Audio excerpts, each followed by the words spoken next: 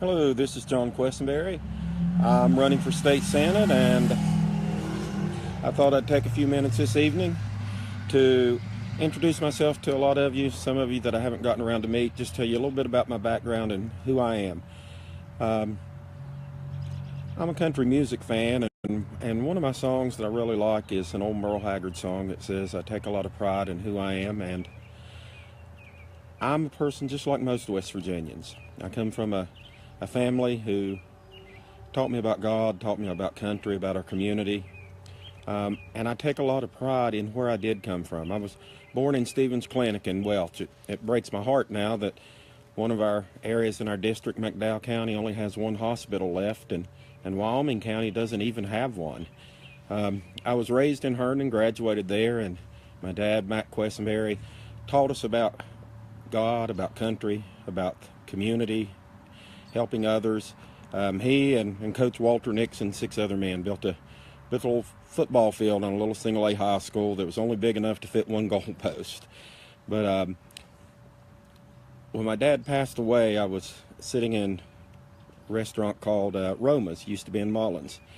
And somebody I'd never met came up to me and said, I just want to let you know, when I was in school, I didn't have shoes, and your dad made sure that me and any other kid that wanted to play ball at that school had shoes.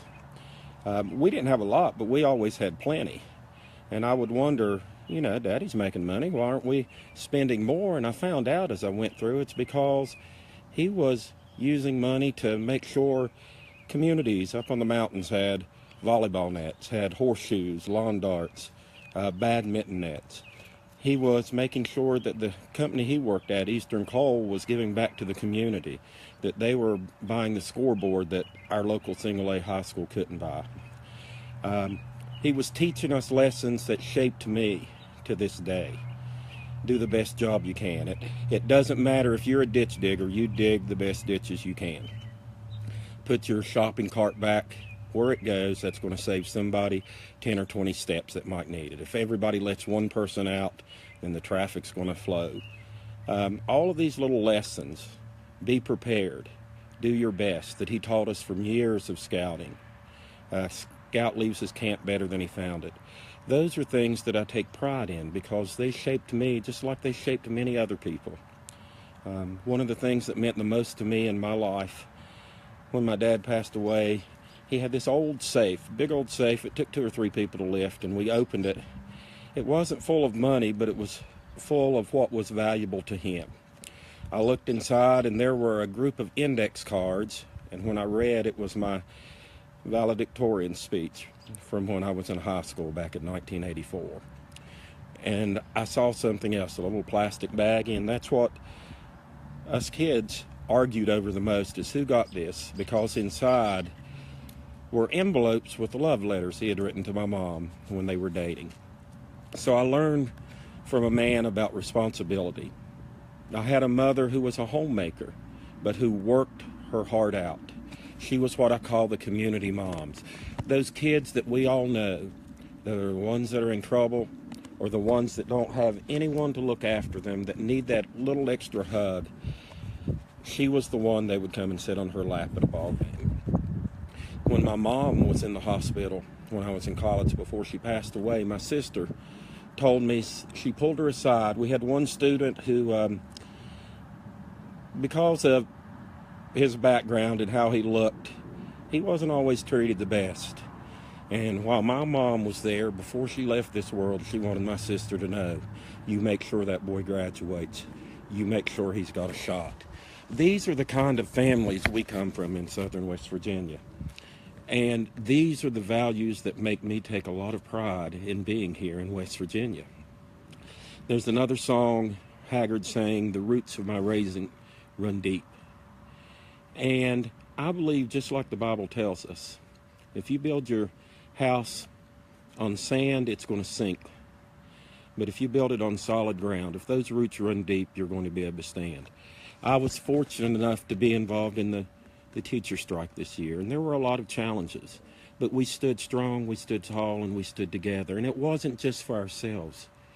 It was for the kids of the state, for people that come after us, and also for the state workers who couldn't step out. These were the ones who were told, if you walk out, you'll be fired. They didn't have the option.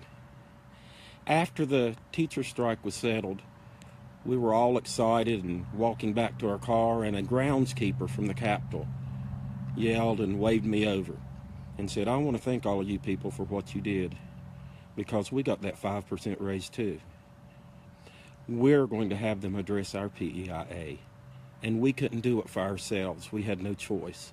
Before I even got to my car, someone motioned me as I was walking across the road and pulled up and said, hey, I'm a state worker. We want to thank you all. That's what West Virginians are about, standing up for each other and not being ashamed to stand up for ourselves. These are lessons I learned growing up in a little school in Wyoming County called Herndon High School. These are lessons that I have tried to share with my students as I've taught throughout Raleigh County, at Sophia, at Park, at Marsh Fork, at Woodrow. They're lessons I've tried to instill in my football players and basketball players. And they are lessons that I see lived out in our people every day. As I've spoken around the state, I've said that people are yearning for leaders they can believe in.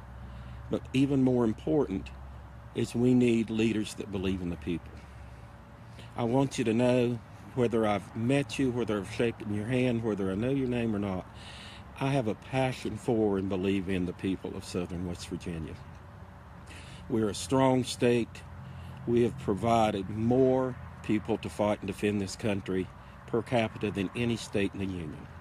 Despite the fact that some states don't seem to realize we exist, I think over the last couple of months that's become pretty evident. And it's ordinary working Americans, like all of you guys, like all of us. The thing that excited me the most about what we went through as teachers, and I don't bring this up to say that I only care about teachers, but what makes me excited is that there were so many voices together.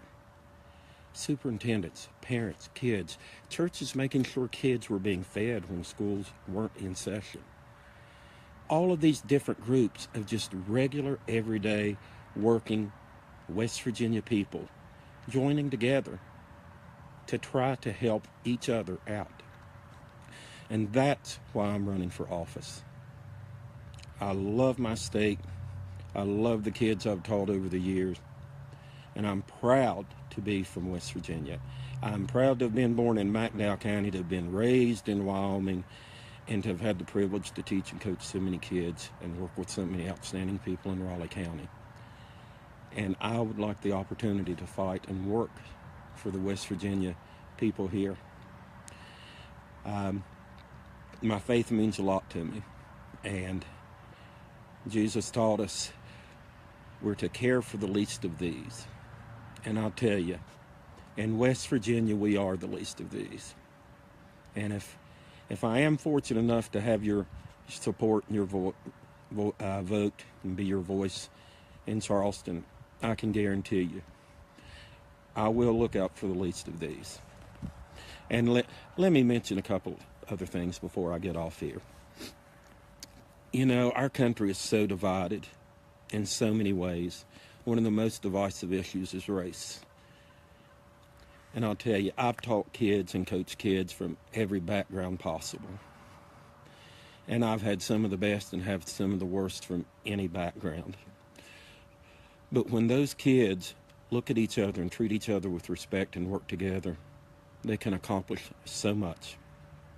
I had 3 kids in our civics class this year working on a project together. One was a Trump supporter that said, build the wall. One was a bleeding heart liberal that said, we've got to help the DACA students. And one was somewhere in the middle. And they didn't agree on everything, but they did this oral presentation and said, here's what we can agree on. And while they were working, I overheard them. And one of them smiled and said, you know what? They ought to stick the 3 of us in Congress, because we don't agree, but we all like each other and respect each other and can figure out some solutions together.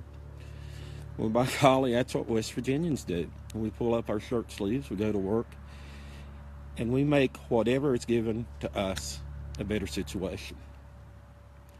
I want to share with you a quote that I heard at one of our high school reunions. One of the ladies said her parents were these people that some go around the world and make differences, but she said, my mom and dad were those that just bloomed where they're planted. And we need those people who bloom where they're planted. And we have so many in our communities. And these people that work hard every day, that play by the rules, they deserve to be represented in Charleston just as much as the people that can afford expensive lobbyists from out of state. We need leaders that care about the people here. And each one of us can make a difference right where we're planted. I mentioned race a few moments ago. I remember a sweet little girl that was being sexually harassed in school, and I found out when I went into the guidance counselor's office that the DRF, the discipline form I'd turned in, had not been acted upon. And I was sure what had happened was she was a poor little black girl living with her grandma. She didn't have someone to stand up for her. We had a few conversations and she was stood up for. She was not picked on again. But I'll tell you, West Virginians, when it comes to this divisive issue, we have a history we can cherish. We have a street in Charleston named after Louis Sullivan, who helped bring down apartheid in South Africa. We had Booker T. Washington, who walked from Charleston to Northern Virginia, slept under bridges just so he could go to college, and ended up creating his own university that later trained pilots who were heroes in World War II. We have so many people. Katherine Johnson, that you saw the movie about, Hidden Figures, helping to put John Glenn into space. You know, if people give West Virginians a shot, it doesn't matter what color, it doesn't matter what community, what gender, or anything else. If you give us a shot, we could make something. And that's because we've got those strong roots. So I'd like to encourage each one of you, be proud of who you are, be proud of where you came from, and remember, one person can make a difference, just as JFK said, and everyone should try. So whether you move around the world or you stay planted right here, you keep making a difference. Thank you for your time, and I'd appreciate your vote on May 8th, or if you vote early. And even if I don't have your vote, if I see you, I'd appreciate a smile or a hug or a handshake or a good joke, good story. Take care now. Bye-bye.